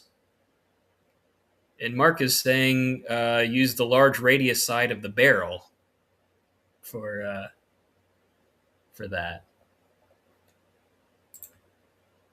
So here's the side shift with a flat end mill.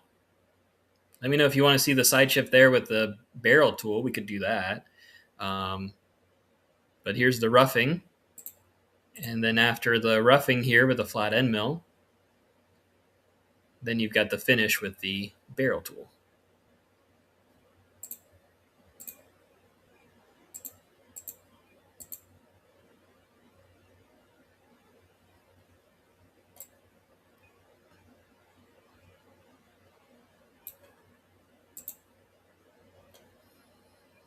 I'm thinking the number of intermediate cuts would fix this.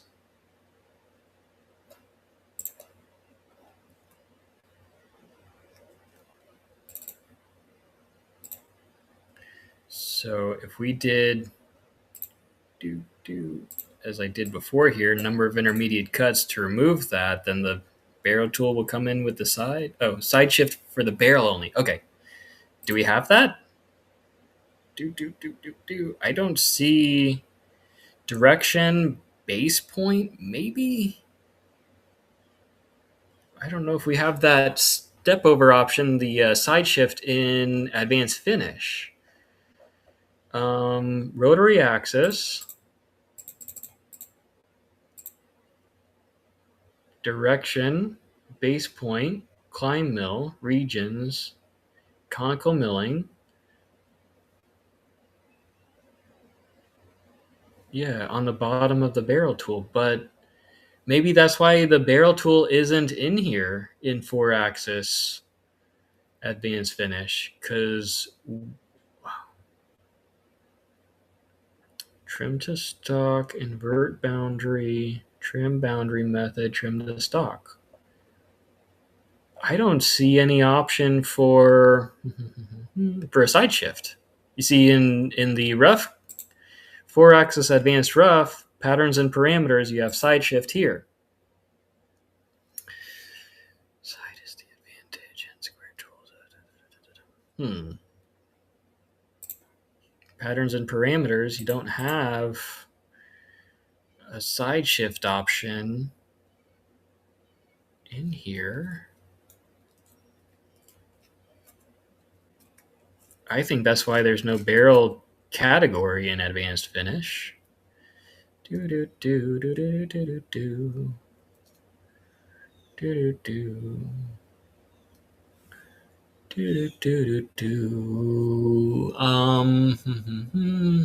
what you could do. I think this is what you could do. You could get rid of the advanced finish and keep the advanced rough. Add another advanced rough. So you've got 4-axis advanced rough number 1, 4-axis advanced rough number 2. You've got your square end mill to rough things out. We'll use a 1/4-inch flat end mill. You guys mentioned it's okay for no side shift here. That's fine for the roughing. Then we get into end mill rough number 2, because we do have... Uh-oh. Do we not have rest roughing in here?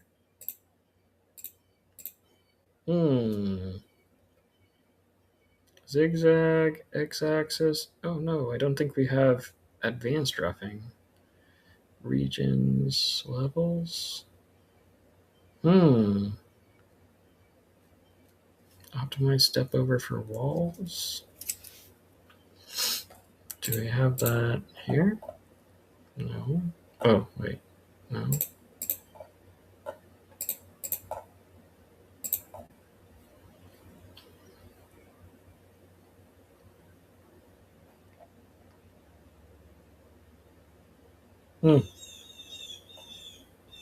Oh yeah, trim to stock, right? No? Trim to stock. I think I could do it that way. Let's try it. Trim to stock. finish. I think I have to, let's try it here. This is a little different here. Okay, so you got this and you got this. You've got trim to stock. Wow, you got your operation stock here. So let's turn this off and then let's simulate.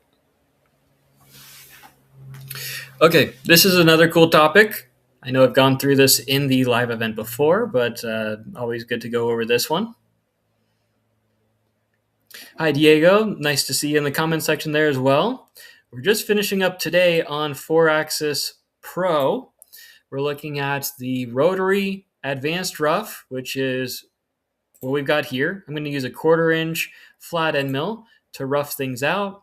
And then I'll come back with a barrel tool to finish up with this along using the side of the barrel tool here. All right, so I'm just going to skip this operation. And this is how I'm going to work around this option here with rest machining. All right, so this is what I've roughed out. I'm going to go to the bottom right corner. We saw this analysis tab that offers the deviation report, showing us different colors on the stock, depending on how much material is remaining. I can click on the tab next to it labeled Cut Sim. I'm going to hit Save Stock.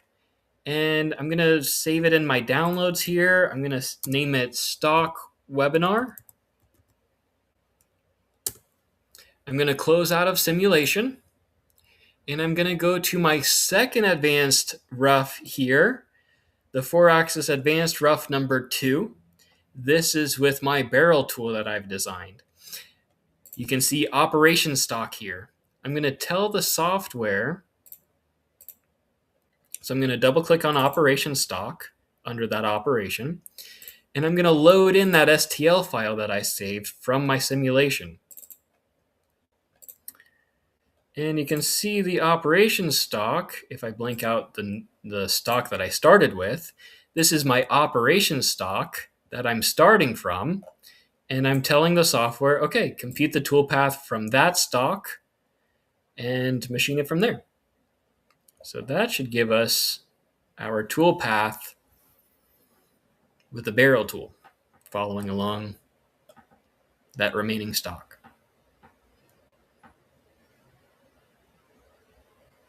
Force floor cuts will give us the finished toolpath that we're looking for, really. So let me know if you guys have any questions with those options. But yeah, that's one way to sort of finish things up there. From my operation stock, machine what I can there. Let's see. I don't want to... I think one other option here is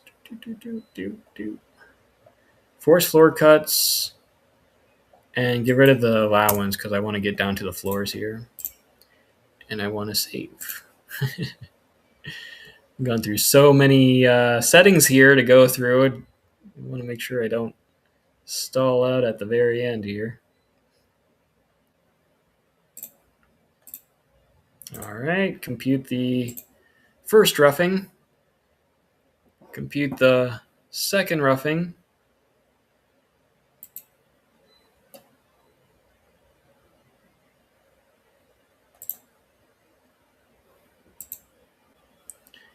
Take a look at this.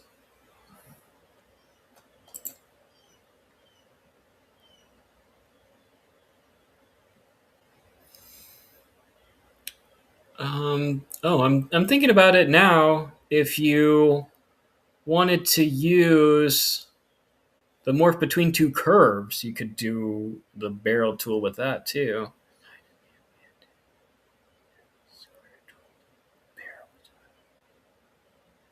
So this would work, I suppose, but I think the other one might be even better.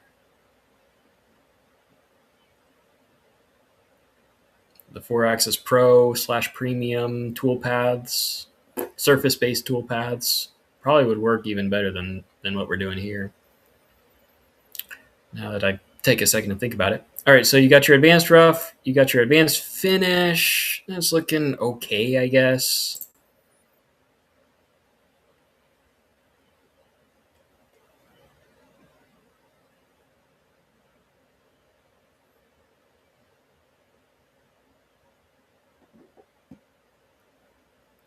So here's your rough with the flat end mill.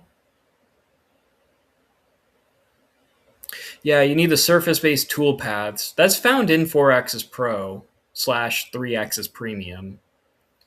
Okay.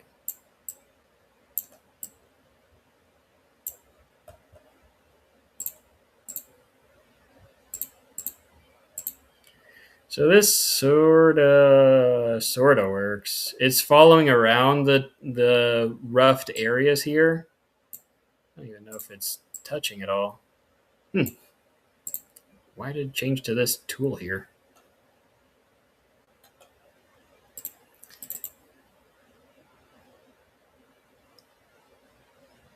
Maybe because it's in the rough category? But even if I use it with this one, it's going to follow around that sort of contour shape. What I want to do, I'm going to turn off that second rough. Okay, so we got the rough with a quarter ball, the quarter-inch flat end mill. I'm going to right click. Let's get into mill multi-axis on this one. Surface-based toolpaths, morph between two curves. And we'll just use that toolpath on this one. Didn't even think about it till now. All right, so tool crib. Here's where we got our barrel tools.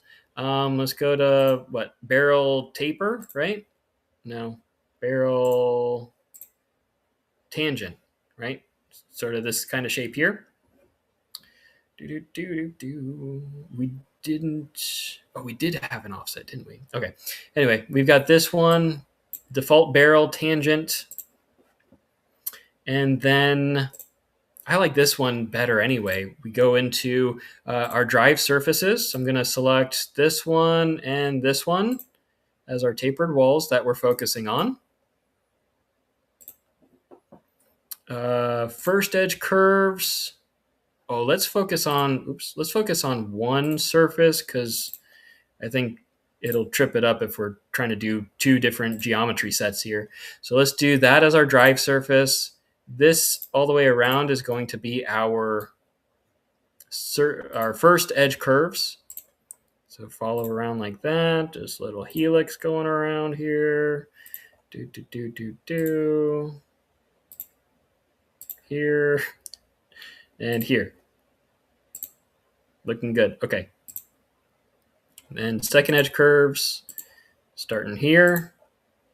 And perfect, one edge all the way around. Awesome. And then one directional cutting, that's fine.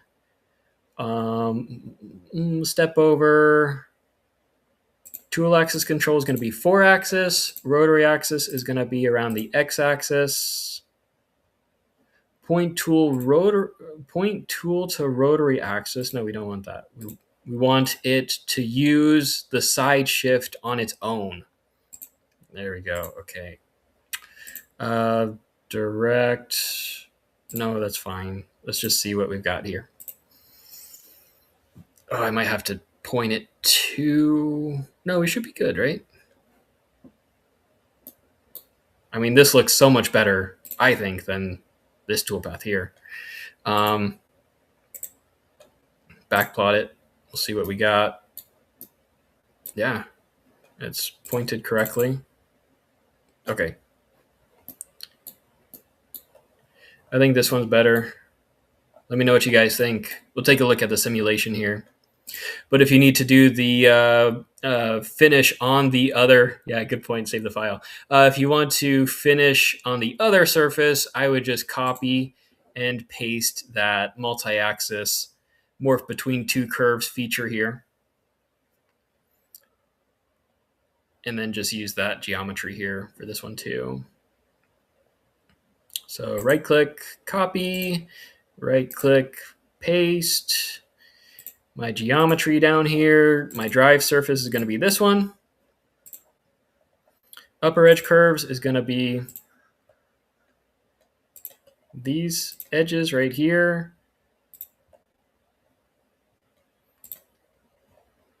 Here, here, here. Is that it? Oops. Let's see. A little bit more of this one and this one here. Uh-oh. I have 2 chains for. I think that's it. I don't need that edge there. Second edge curves is just this guy right here. Should go all the way around. Come on. Oops. Should only need 1. And compute.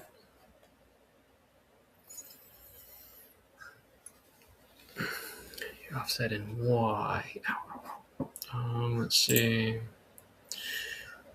How do you offset in this one? Let's see. Open parameters. Let's see. Cut order, flip step over, angle range, 2D containment.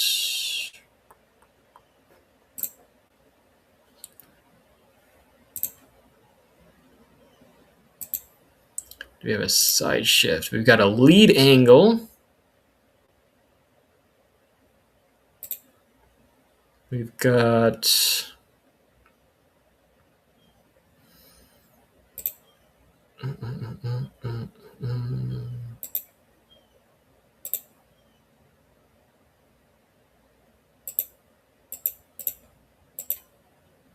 run tool at radius. That might work. Or run tool at front. I think run tool at radius would look good. Common direction, limit by axis, angle range, contact point,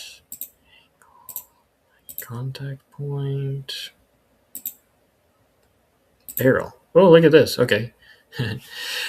So set side tilt by contact point rather than by angle at 0. So contact point. Considered profile section barrel. How about that? How about them apples? Let's take a look at this.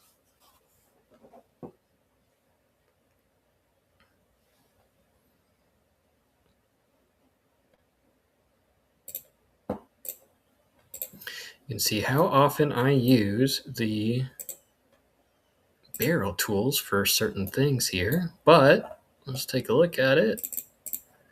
So this is where it's starting right here. Oh, come on. Let's get a good visual here.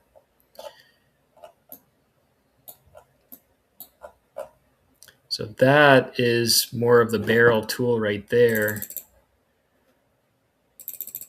And you can see that sort of shift. Still getting the radius there, I believe. Let's look at the simulation here. But yeah, you can see I usually don't use the 4-axis advanced rough and finish. Well, for roughing I will. I'll use the 4-axis advanced rough for roughing. And then for finish operations, I'm usually using the surface-based toolpaths, like the morph between 2 curves here normally. That has the barrel tools in it. And then we can take a look at our simulation and see how that looks. I did it in the second morph between 2 curves. So let's look at what we did for that one.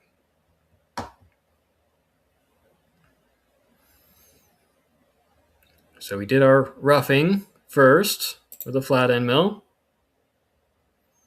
Take a few seconds. This one I didn't use the barrel. I used the barrel tool, but I didn't use that compensation option for the barrel here. So that's coming down more with the bottom of the tool here. And let's look at the difference of this one versus the next one here, where I set that barrel setting. See what we got. How do I look at this better? There we go. So I'm focusing, if I can rotate it, I'm focusing on this surface right here. I'm going to use more of the side of the tool. See where we're at. Yeah, it's looking better. It's using the radius there at least. It's not coming down on the bottom here. Yeah, I agree with you. There's some settings in there to set more of the contact point as the side of the barrel here, Mark. If you go in, I know there's other options in here to change. If we go to morph between two curves, we go to parameters, and we go to tool axis control. Again, it's going to be 4-axis. Rotary axis is X. And there's a bunch of options in here that might work even better for you. I usually have it set to the second option, which is the default option here. Be tilted relative to cutting direction.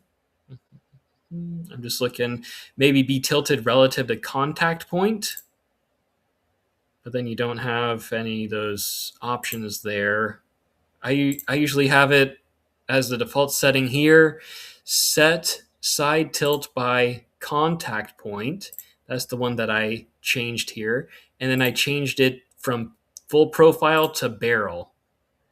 And it'll use more of that, more of the barrel side of the tool there. You may have some other options in here to change that might even be more useful, to set more of the side profile of the barrel tool. And if you want to read more into that, you can always go to File, go to Help, and at the top, go to Bobcat Cam Help.